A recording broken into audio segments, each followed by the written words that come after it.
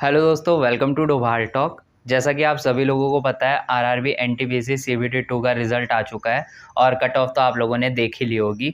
तो अलग अलग जोन में अलग अलग हिसाब से कट ऑफ गई है। और जब से कट ऑफ सामने आई है ना, मेरे पास लगातार बहुत सारे कमेंट्स आ रहे हैं और इंस्टाग्राम पे मैसेज आ रहे हैं जिसमें स्टूडेंट्स लगातार पूछ रहे हैं कि एनटीपीसी की जो कट ऑफ है वो थोड़ी सी ज़्यादा है, तो क्या ग्रुप डी की कट ऑफ भी इतनी ज़्यादा जा सकती है। तो इन सभी चीज़ों को आज की वीडियो में हम देखने वाले हैं और इस वीडियो में हम ये भी बात करेंगे कि एनटीपीसी की कट ऑफ आने के बाद ग्रुप डी में आप लोगों को अपना टारगेट कितना रखना चाहिए। लेकिन यार, ये सारी चीज़ें जानने के लिए ना वीडियो को पूरा देखना, और वीडियो पसंद आए तो लाइक भी करना, चैनल को सब्सक्राइब भी करना, और यार वीडियो शेयर कर दो तो बहुत ही अच्छी बात है। आप लोगों के पास मॉक टेस्ट हो या ना हो, मैं आप लोगों को एक सजेशन देना चाहूँगा कि रेलवे ग्रुप डी का एग्ज़ाम देने जाने से पहले आप 10 से 15 मॉक टेस्ट मॉक हिस्ट्री में ज़रूर लगा लेना, क्योंकि यहाँ पर आपको जोन वाइज रैंकिंग देखने को मिल जाती है। ये इंडिया की पहली वेबसाइट है जहाँ पर जोन वाइज रैंकिंग आपको देखने को मिलती है। इससे आपको पता चल जाएगा कि आपके जोन में कितना कंपटीशन है और आप कहाँ पर स्टैंड करते हैं। और जिनका भी सिलेक्शन एनटीपीसी में हो चुका है और जो साइको टेस्ट देने वाले हैं, उनको यहाँ पर साइको टेस्ट के लिए 20 मॉक टेस्ट मिल जाएंगे। वो यहाँ पर साइको टेस्ट के मॉक टेस्ट भी लगा सकते हैं और 2 से 3 यहाँ पर फ्री मॉक टेस्ट भी अवेलेबल हैं साइको टेस्ट वाले। आप चाहो तो वो भी लगा कर देख सकते हो। बाकी आप लोगों को 300 से ज़्यादा मॉक टेस्ट यहाँ पर रेलवे ग्रुप डी और एनटीपीसी एग्जाम के लिए मिल जाएंगे। इनके 1 ईयर वाले पैकेज की कीमत 299 रुपये है, पर अगर आप इस पैकेज को खरीदते वक्त मेरा कूपन कोड डोभाल30 लगाओगे तो यहाँ पर आपको 90 रुपीज़ का ऑफ मिलेगा और यही पैकेज आप लोगों को 209 रुपीज़ का मिल जाएगा। पूरे 1 साल तक आप मॉक टेस्ट लगा सकते हो रेलवे ग्रुप डी के लिए भी। और अगर आप लोगों का साइको टेस्ट है तो इंडिया की पहली वेबसाइट है जो साइको टेस्ट के लिए मॉक टेस्ट अभी प्रोवाइड कर रही है। एनटीपीसी वालों के लिए बता रहा हूँ, तो आप ये चीज़ें चेक कर सकते हो। लिंक मैंने डिस्क्रिप्शन में दे दिया है, डोभाल30 कूपन कोड लगाना मत भूलना। बहुत सारे स्टूडेंट मुझे कमेंट कर रहे हैं और इंस्टाग्राम पे मैसेज भी कर रहे हैं कि एनटीपीसी की कट ऑफ काफ़ी हाई गई है।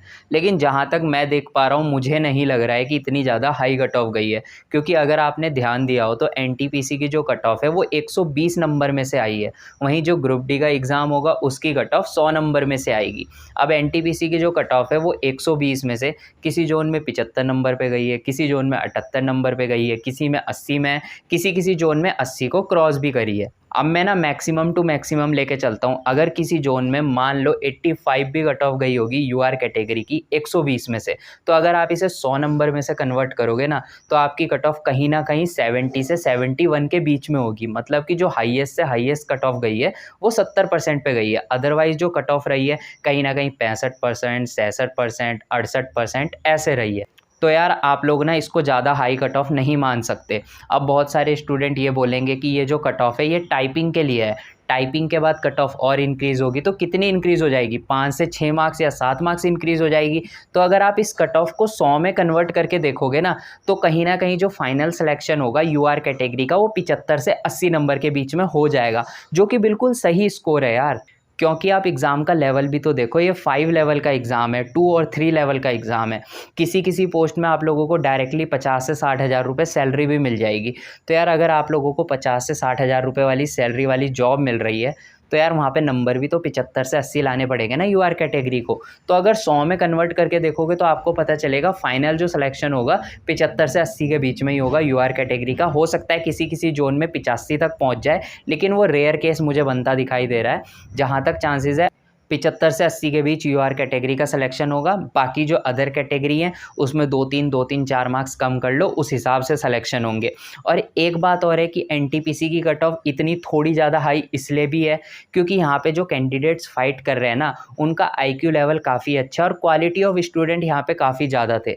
अब 2018 में बहुत सारी भर्तियाँ हुई थी। एक तो ग्रुप डी की भर्ती हुई थी, एक टेक्नीशियन की भर्ती हुई थी, एक आरपीएफ की भी भर्ती हुई थी। अब ये जो 3 भर्तियाँ हुई थी ना, इन तीनों का जो पे लेवल होता है थोड़ा कम होता है, एनटीपीसी का पे लेवल ज़्यादा होता है। तो बहुत सारे ऐसे स्टूडेंट हैं, टेक्नीशियन वाले, आरपीएफ वाले और ग्रुप डी वाले, जिन्होंने ये एनटीपीसी का फॉर्म भरा था और इसका एग्ज़ाम दिया है। बाकी लेवल्स का तो यार मैं नहीं कह सकता, लेकिन लेवल 3, लेवल 5 और लेवल 6 का एग्ज़ाम उन स्टूडेंट्स ने ज़रूर दिया होगा जो 2018 में एएलपी में, ग्रुप डी में या आरपीएफ में सेलेक्टेड थे।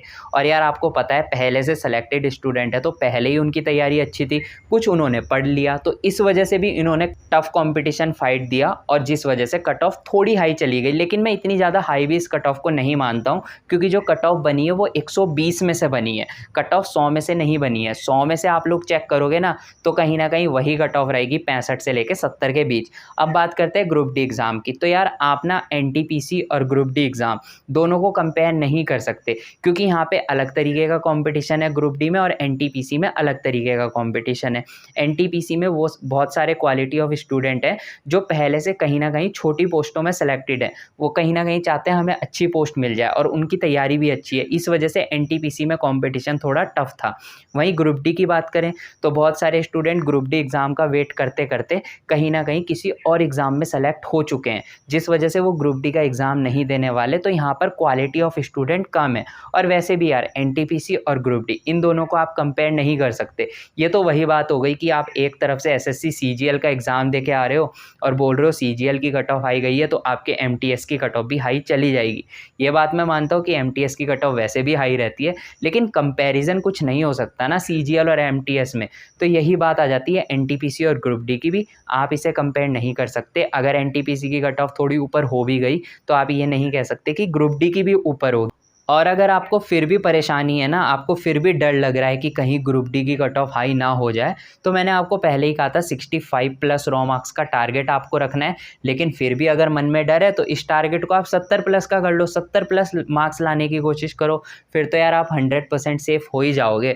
और मैंने तो आपको यहाँ तक बताया है 65 प्लस में आपने आराम से सेफ होना है, बस आप डरना मत। अगर आप डर जाओगे, परेशान हो जाओगे, माइंड में प्रेशर आ जाएगा, तैयारी अच्छे से नहीं कर पाओगे, तो एग्ज़ाम भी अच्छे से नहीं जाएगा, फिर 65 प्लस रॉ मार्क्स भी आपके नहीं आने वाले।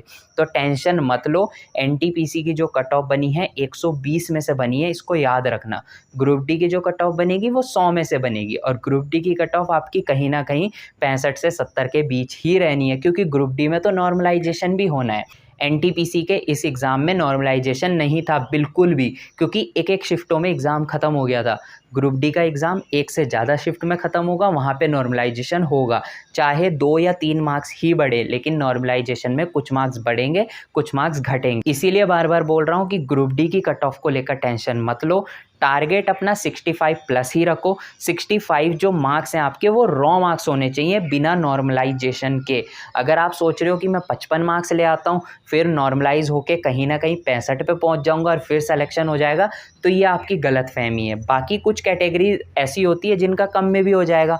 ऑब्वियस सी बात है, अगर जनरल 65 प्लस ला रहा है और एससी वाला बंदा है तो उसका 60 प्लस में भी हो जाना है, लेकिन टारगेट 65 प्लस रखने में कोई बुराई तो नहीं है। जितने ज़्यादा मार्क्स लाने की कोशिश करोगे उतने ज़्यादा चांसेस है कि एग्ज़ाम क्लियर होगा। तो डरना मत। जहाँ तक मुझसे हुआ मैंने सारी चीज़ें क्लियर करने की कोशिश की है। अब मैं उम्मीद करता हूँ अच्छे से पढ़ाई करोगे और 65 से कम मार्क्स तो नहीं लाओगे, ज़्यादा जितने ला सकते हो उतना आपके लिए अच्छा है। 70 ला सकते हो तो बहुत अच्छा है, 75 ला सकते हो तो और भी ज़्यादा अच्छा है। तो लगातार पढ़ाई करते रहो। मिलते हैं अपनी नेक्स्ट वीडियो में, तब तक के लिए बाय।